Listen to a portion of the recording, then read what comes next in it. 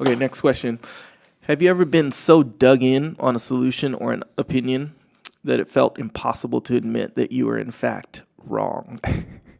So I actually almost gave up on this question. And because I learned this lesson a long time ago. That, again, the humility that you get from jiu-jitsu and from combat and from life is that I very seldom dig in on something that I'm not 100% sure of. Yeah. And which means I don't dig in on a lot because I'm not 100% sure of much, right? Who can be 100% sure of a lot of things? And when I do that, it's not that hard for me to realize that I'm wrong, stifle my ego, admit it, and change course. It's not that big of a deal to me.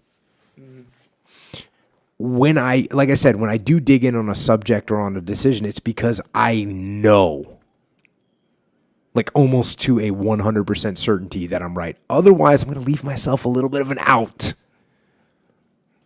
I'm not going to just dig in on things that I can't be positive about, because why would I? Why would I do that? Now, when I end up being wrong, if I do take a stance on something, it's no big deal. I'm going to use that as an opportunity to show that I'm humble and show that I can admit when I'm wrong. I'm going to take advantage of it. Good. I'm wrong? Yeah. Good.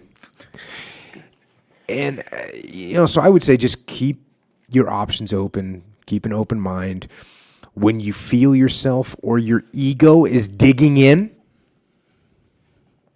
just check yourself and admit that you're wrong and move on.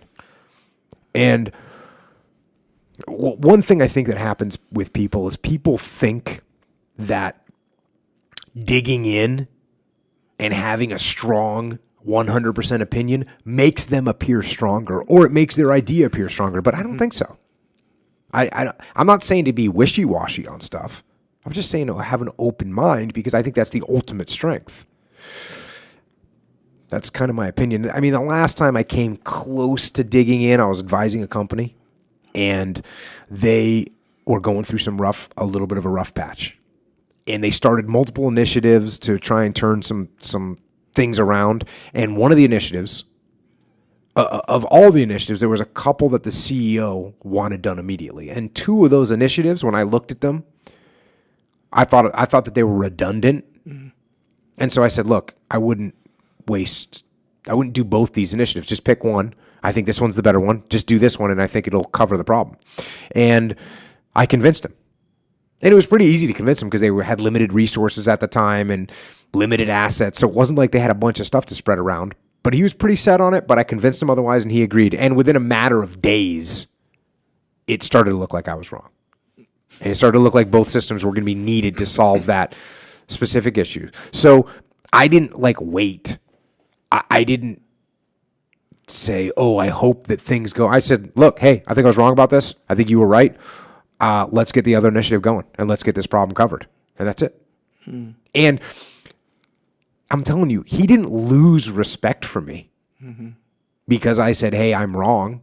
After a few days of watching what the results are and making an early decision, he actually thought it was awesome. And he's like, hey, I wish everyone could admit when they were wrong like that. It would make everything around here so much easier. And I said, well, that's why I'm here in the first place, right? Is to help with that. So just be cautious when you dig in, because when you dig in, you're taking away your ability to maneuver. Oh, yeah. And you don't want to do that.